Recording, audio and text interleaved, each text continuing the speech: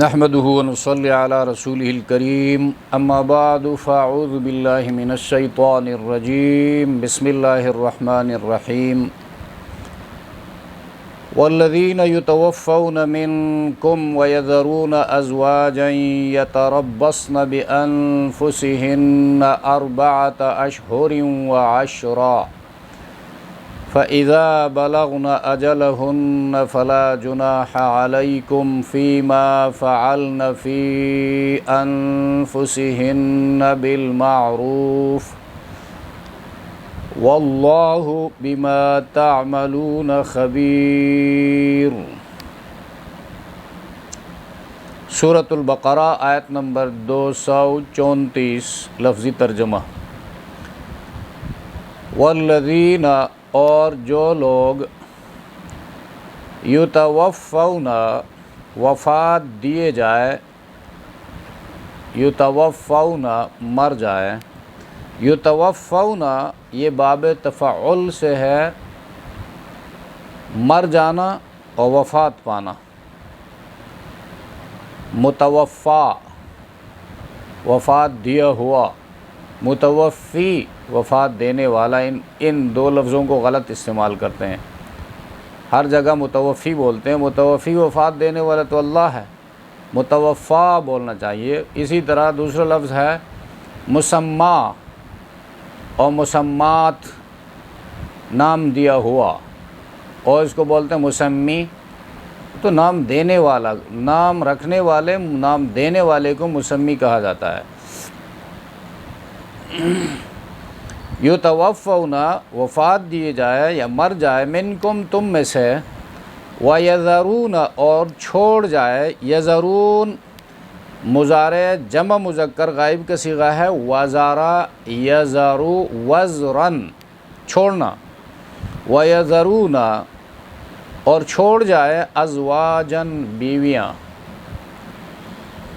یتربصن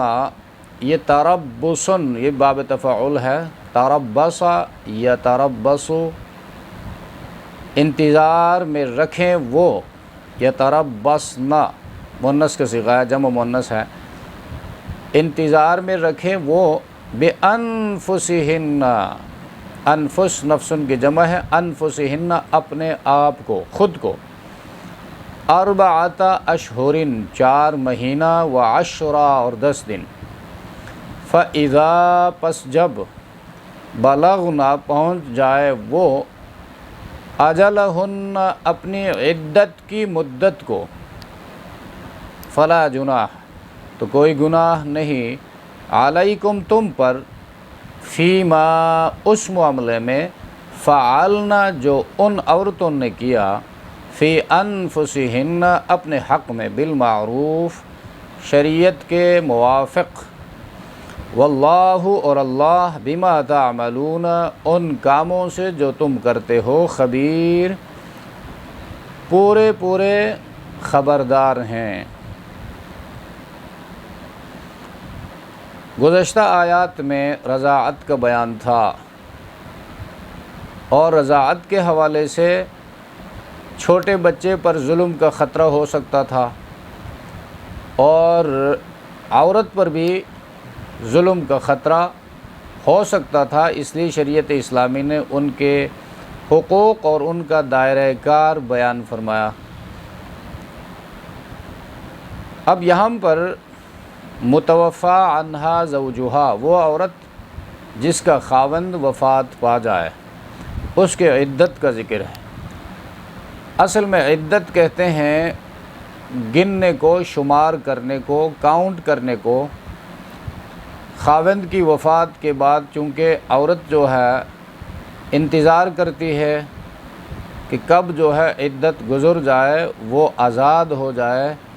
عدت کی پابندیوں سے، اور اگر وہ نکاح کے قابل ہے تو دوسری جگہ نکاح بھی کر سکتی ہے، اس حوالے سے بھی وہ آزاد ہوگی۔ اور عدت کے دوران اس پر یہ پابندیاں ہیں، وہ بناؤ سنگار نہیں کر سکتی، میک اپ نہیں کر سکتی، ہاں صاف ستھرے کپڑوں میں رہ سکتی ہے، اپنی نماز پڑھے گی، رمضان ہے تو روزہ رکھے گی، تو اس حوالے سے ان پابندیوں کا ذکر ہے۔ اور زمانہ جاہلیت میں عورت پر یہ ظلم بھی ہوتا تھا، خاوند وفات پا جاتا تو عورت اسی گھر میں بوڑھی ہو جاتی اور مر جاتی،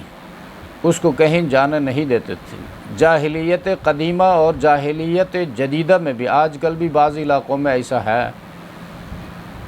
اگر خاوند مر جائے، عورت جوان بھی ہو یا ایک بچہ بچی ہے، 2 ہیں 3 ہیں، عورت جوان ہے، لیکن اس کے بارے میں اس علاقے کا رواج رسم یہ ہے کہ بھئی اپنے گھر کا بیوہ جو ہے کوئی باہر نہیں چھوڑتا، گھر کے اندر خاندان میں اگر کوئی اس کے ساتھ نکاح کرنے کے قابل ہے تو اس کے ساتھ نکاح کر دیتے ہیں، عورت چاہے یا نہ چاہے۔ یہ بھی عورت کے حقوق پر ڈاکہ ڈالنا ہے۔ عورت اگر نہ چاہے تو اس کو اس خاندان میں بیاہ نہ نکاح کرنا اس کے اوپر ظلم ہے، ناجائز ہے، وہ نکاح ہی درست نہیں ہے۔ ہاں اگر عورت چاہے عدت گزرنے کے بعد ممکن ہے تو اچھی بات ہے، اس کے پہلے سے اس گھر میں بچے ہیں، اسی گھر میں اس کا نکاح ہو جائے، کوئی ایسا مناسب جوڑا مل جائے اور اس کے حقوق صحیح طریقے سے ادا کرے تو اچھی بات ہے، درست بات ہے۔ لیکن اس عورت کو کہ بھئی یہ بس بیوہ ہو گئی، اب اس گھر میں اس کا مرنا ہے، یہ بات درست نہیں ہے۔ اور بعض عورتیں جو ہے خود کو بھی روکی رکھتی ہیں کہ جی میرے 2 بچے ہیں، میں کہاں جاؤں گی، اس کی بھی شریعت مطہرہ جو ہے ساتھ نہیں دیتی، اس کو اچھی نہیں سمجھتی۔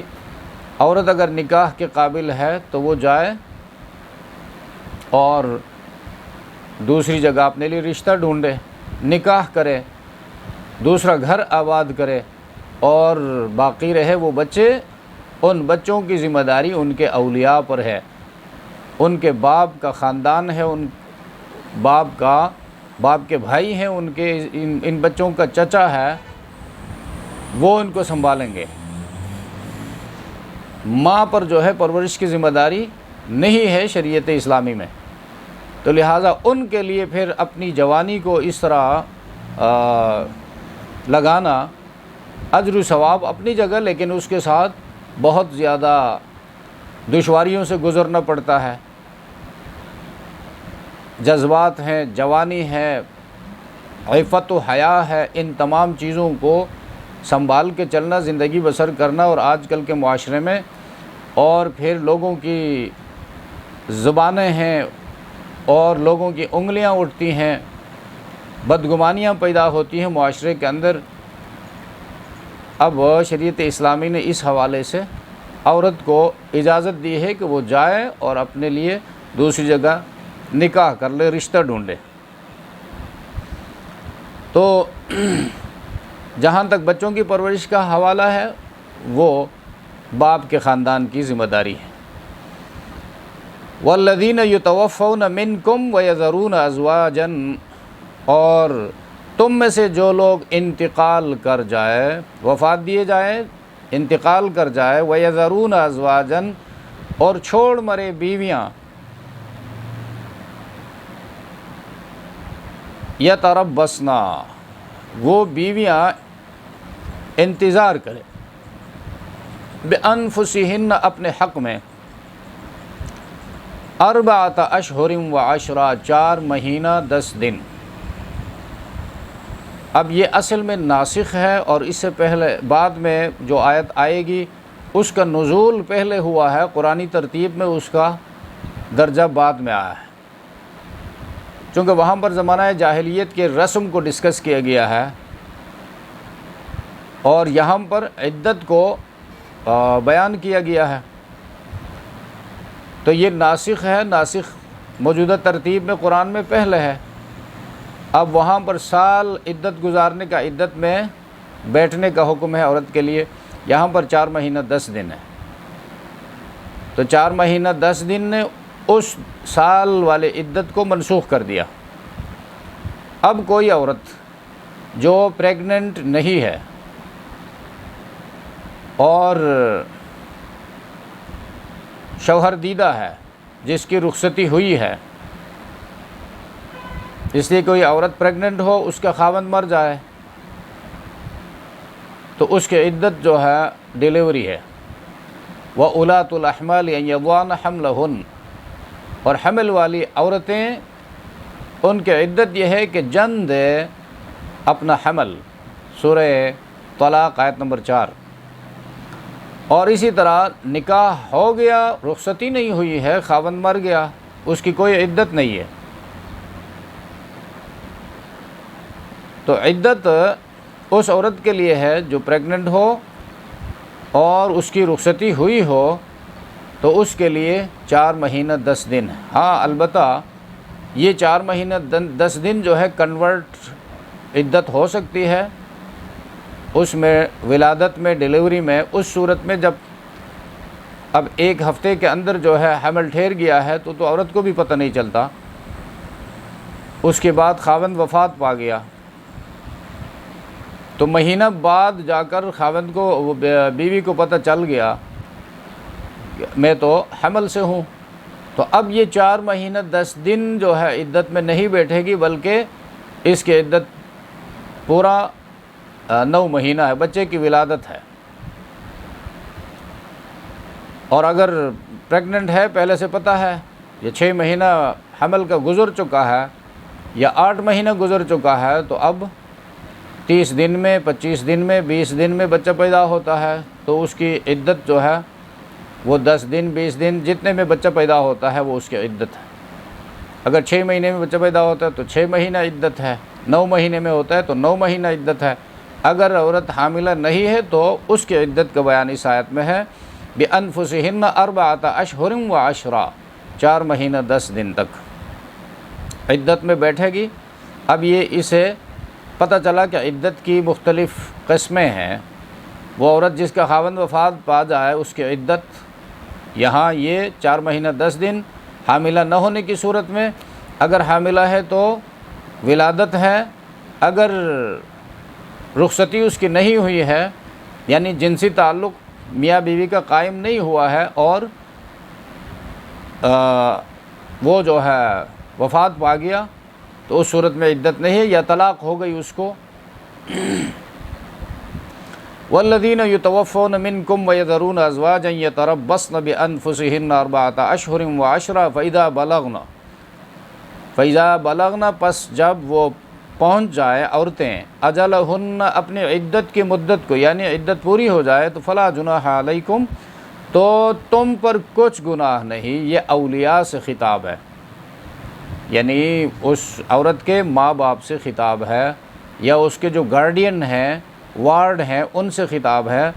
تم پر کچھ گناہ نہیں، فیما فعلن فی انفسہن بالمعروف، اس معاملے میں جو انہوں نے کیا اپنے حق میں، بالمعروف، جائز طریقے سے، شریعت کے مطابق۔ تو اب بالمعروف، عرف کے مطابق انہوں نے جو فیصلہ کیا، کہیں سے رشتہ آ گیا اور انہوں نے رشتے کو پسند کیا، اس لیے ان کا ایک بار تجربہ ہو چکا ہے، وہ شوہر دیدہ ہیں، اور خاوند کا فائدہ کیا ہے، خاوند کہتے کسے ہیں، خاوند نہ ہونے کی صورت میں بندہ کن تکلیفوں میں مبتلا ہوتا ہے، وہ نقصانات بھی ان کو پتہ ہیں، وہ فوائد بھی ان کو پتہ ہیں، لہٰذا وہ اپنے بارے میں اچھا فیصلہ کر سکتی ہیں۔ لہٰذا اولیاء سے اللہ نے فرمایا کہ تمہارا ان کے ساتھ کوئی اس حوالے سے تعلق نہیں ہے، آپ مقصد ان کو روک نہیں سکتے، وہ اپنے بارے میں فیصلہ خود کر سکتی ہیں، لیکن وہ فیصلہ کیسے ہو؟ بالمعروف، شریعت کے مطابق ہو، یعنی بے حیائی کے ساتھ اس چیز کا ارتکاب نہ کرے کہ باہر سے آج کل سوشل میڈیا کا دور ہے، 10 بندوں سے گپ شپ ہو رہی ہے اور لوگ آ رہے ہیں، پوچھ رہے ہیں، اور کسی کے ساتھ باہر نکل کر بیٹھی ہے، اور کسی کے ساتھ واٹس ایپ میں ہے، کسی کے ساتھ ٹیلی فون پر ہے، وغیرہ وغیرہ۔ ان باتوں کی، یہ چونکہ بے حیائی والی باتیں ہیں۔ اب معاشرے میں کیا ہو رہا ہے، رشتہ کیسے لیا جاتا ہے، کیسے دیا جاتا ہے، اس کو شریعت اسلامی اپریشیٹ کرتی ہے، اس کو قدر کے نگاہ سے دیکھتی ہے، تو وہ طریقہ معروف ہے۔ جس طریقے کو مسلمان بے حیائی سمجھتے ہیں اور شریعت اسلامی بھی اس کو بے حیائی کہتی ہے، تو وہ طریقہ غیر معروف طریقہ ہوگا، اس سے بچنا ہوگا۔ فیما فعلنا میں ان کو شریعت نے اختیار دیا ہے کہ وہ اس حوالے سے اپنے اختیار کے خود مالک ہیں، لیکن اختیار کو استعمال کرنے کا بھی پھر طریقہ ہوتا ہے۔ کوئی اختیار کسی کو دیا جائے، وہ اپنے دائرۂ کار سے باہر نکل کر اس طریقے کو اختیار کرے، پھر اس حوالے سے یقیناً گناہگار ہوگا بندہ۔ تو یہاں پر بھی یہی مسئلہ ہے، ان کو اختیار تو دیا گیا ہے لیکن اس اختیار کو معروف طریقے سے وہ استعمال کریں گی، اپنے اولیاء کے لیے بے عزتی کا، رسوائی کا، توہین کا سبب نہیں بنیں گی، یا کل کو اس طریقے سے وہ اختیار کو جذبات میں آ کر استعمال کرے، کل کو پھر ان کے گلے پڑ جائے اولیاء کے، ایسے لوگوں کے ساتھ جا کر رشتہ کرے جو رشتہ جو ایک ہفتے سے زیادہ چل نہ سکے، تو یہ معروف تو نہ ہوا، غیر معروف طریقے سے ہوا تھا، اس لیے پھر اتنی جلدی ناچاقی شروع ہو گئی۔ تو قرآن کریم کی جو یہ آیتیں ہیں، جو اجازت ہے، اس میں حکمتیں پوشیدہ ہوتی ہیں، یعنی اس پوری سوچ بچار کے ساتھ اس معاملے کو اختیار کرنا چاہیے۔ تو اولیاء کے بارے میں بھی یہ فرمائے فلا جناح علیکم، تم پر کچھ گناہ نہیں۔ اس نے جو اپنے حق میں جو فیصلہ کیا، اس خاتون نے، اس بہن نے، اس بیٹی نے، لیکن وہ بہن بیٹی اگر یہ سمجھتی ہے کہ میں جہاندیدہ عورت نہیں ہوں، اتنی تجربہ میری نہیں ہے، لہٰذا میرے سر پہ باپ کا ہاتھ ہونا چاہیے، بھائی کا ہاتھ ہونا چاہیے، میرے اولیاء ہیں، میرا خاندان ہے، میری قومیت ہے، میں سوچ بچار کے بعد، مشورے کے بعد ایک کام کروں گی، تو یہ اس کی عقل مندی اور ہوشیاری کی دلیل ہوگی۔ واللہ بما تعملون خبیر، اور اللہ تبارک و تعالی ان کاموں سے پورے خبردار ہے جو تم کرتے ہو۔ تو یہ عام ہے، یعنی تمام انسانوں کو اللہ نے حکم دیا کہ جو کچھ تم کرتے ہو اللہ کو اپنے اوپر خبردار مان کر، جان کر ایک کام کرو۔ تو جو بندہ اس عقیدے کے ساتھ کام کرتا ہے، فیصلہ کرتا ہے، معاملات طے کرتا ہے کہ اللہ مجھے دیکھ رہا ہے، تو یقیناً وہ اپنی مرضی کے مطابق، خواہش نفس کے مطابق فیصلہ نہیں کرے گا، بلکہ اللہ کے حکم کی پاسداری کرتے ہوئے وہ معاملہ فیصلہ کرے گا جس میں خیر و برکت ہوگی۔ اللہ تبارک و تعالی ہم سب کو سمجھ عطا فرمائے۔ سبحان ربک رب العزت عما یصفون وسلام علی المرسلین والحمد للہ رب العالمین۔